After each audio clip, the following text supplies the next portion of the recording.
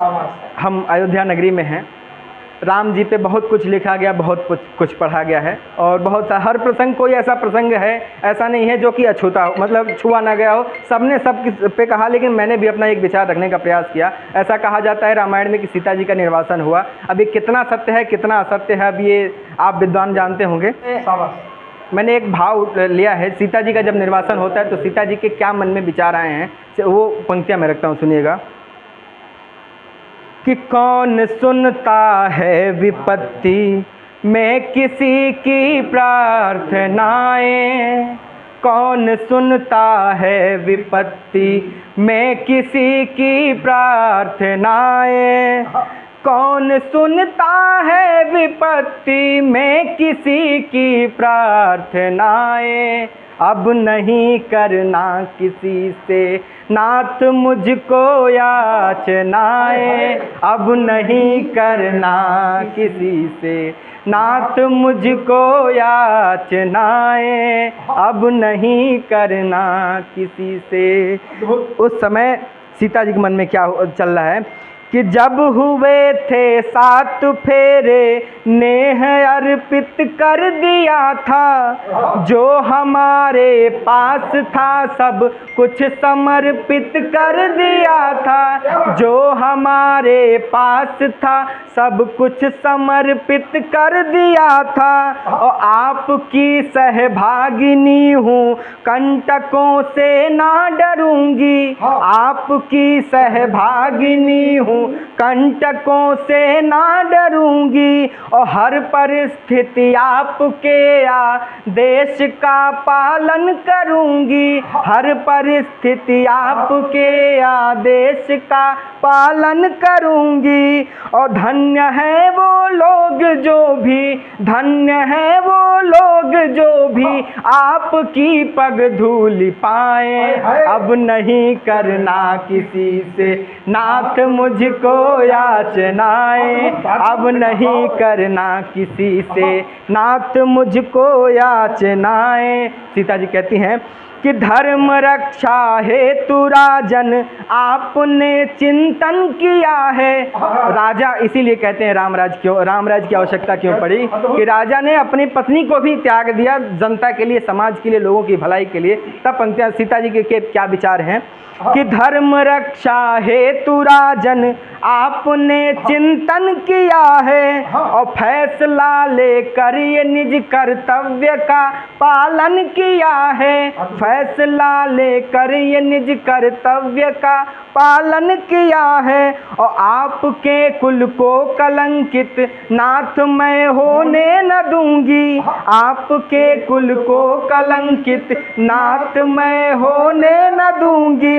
और बोझ मिथ्या दोष को मैं आपको ढोने न दूंगी। और व्यर्थ ना होंगी कभी, व्यर्थ ना होंगी कभी रघुकुल की सारी साधनाएं, व्यर्थ ना होंगी कभी रघुकुल की सारी साधनाएं। अब नहीं करना किसी से नाथ मुझको याचनाएं, अब नहीं करना किसी से।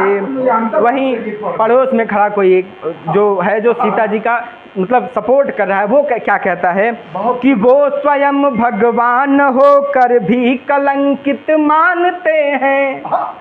प्रभु वो स्वयं भगवान होकर भी कलंकित मानते हैं, और जानकी निर्दोष है यह बात वो भी जानते हैं, जानकी निर्दोष है ये बात वो भी जानते हैं। और सिर्फ जनता के लिए बैराग धरना पड़ रहा है, और प्राण से प्रिय भूमि जाका त्याग करना पड़ रहा है। कि हाय मानव रूप में, हाय मानव रूप में मिलती है कितनी यातनाएं, हाय मानव रूप में मिलती है कितनी यातनाएं।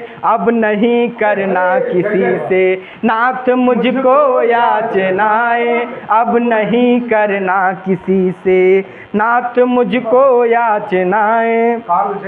कि मैं नियति के सामने, प्रभु राम जी के क्या विचार है? अब राम जी का जवाब है कि मैं नियति के सामने नत हूँ, नहीं कुछ कह सकूँगा। मैं नियति के सामने नत हूँ, नहीं कुछ कह सकूँगा। और चाह कर भी साथ तेरे हे प्रिय ना रह सकूँगा। चाह कर भी साथ तेरे ए प्रिय ना रह सकूँगा। कि बिन तुम्हारे सच कहूँ तो व्यर्थ जीवन या मरण है। बिन तुम्हारे सच कहूँ तो व्यर्थ जीवन या मरण है। और आज मेरे सामने ही फिर से सीता का हरण है। एक तो हरण रावण ने किया था, दूसरा हरण फिर से हो रहा है कि आज मेरे सामने ही फिर से सीता का हरण है। और क्या से क्या दिन है दिखाती, क्या से क्या दिन है दिखाती स्वर्ण मृग की कामनाएं। क्या से क्या दिन है दिखाती स्वर्ण मृग की कामनाएं। अब नहीं करना किसी से नाथ मुझको याचनाएं। अब नहीं करना किसी से नाथ मुझको याचनाएं। और इस गीत का अंतिम बंद पढ़ता हूँ कि था निभाया वो वचन जो जानकी माँ ने दिया था। अंत में जानकी माँ निकल गई घर से बाहर कि था निभाया वो वचन जो जानकी माँ ने दिया था। और वंश की यश कीर्ति को, वंश की यश कीर्ति पर भी आँच ना आने दिया था। और राम के ही अंश है लव कुश सदा इसको छुपाया। राम के ही अंश है लव कुश सदा इसको छुपाया। और राम के आदर्श पथ पर किंतु पुत्रों को चलाया। राम के आदर्श पथ पर किंतु पुत्रों को चलाया। और बालकों को स्मरण है, बालकों को स्मरण है राम की सारी कथाएं। अब नहीं करना किसी से नाथ मुझको याचनाएं। अब नहीं करना किसी से।